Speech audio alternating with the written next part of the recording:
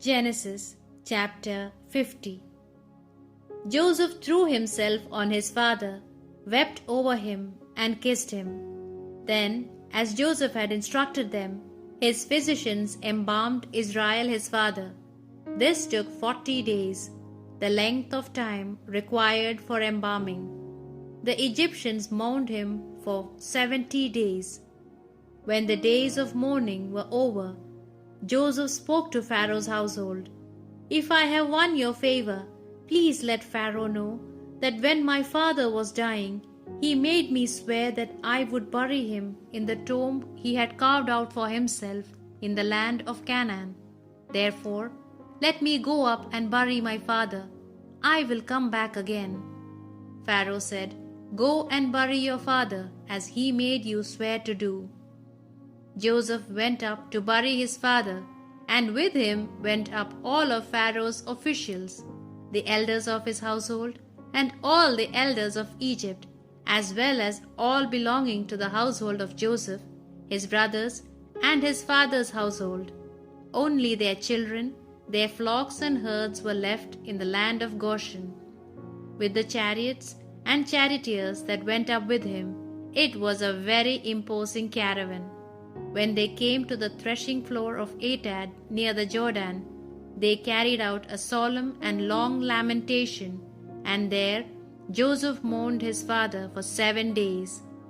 When the Canaanites witnessed this mourning on the threshold of Atad, they said, "This is a solemn mourning ceremony of the Egyptians." That is why this place, which is across the Jordan, was called Abel Mizraim. Jacob's sons did as he had ordered them.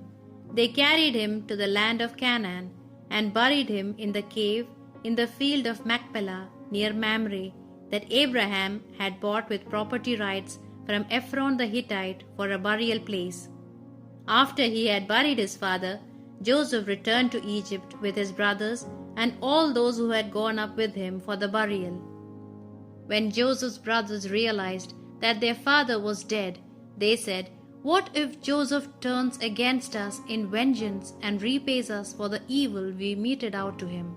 So they sent word to Joseph, saying, "Before he died, your father told us to say this to you: 'Please forgive the crime and the sin of your brothers in doing evil to you. Forgive, we beg you, the crime of the servants of your father's God.'" When he was given the message, Joseph wept. His brothers went and threw themselves down before him. "We are your slaves," they said. But Joseph reassured them, "Do not be afraid. Am I in the place of God?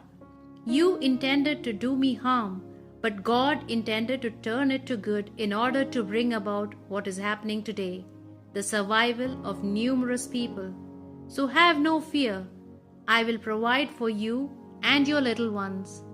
In this way he consoled them by speaking gently to them. Joseph remained in Egypt together with all his father's family. He lived for 110 years, long enough to see Ephraim's children to the 3rd generation, and also the children of Machir, the son of Manasseh, were placed on his knees after their birth.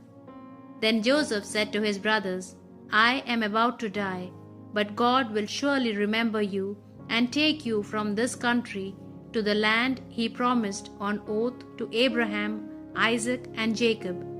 Joseph then made the sons of Israel swear, saying, "When God comes to bring you out from here, carry my bones with you." Joseph died at the age of 110. They embalmed him and laid him in a coffin in Egypt.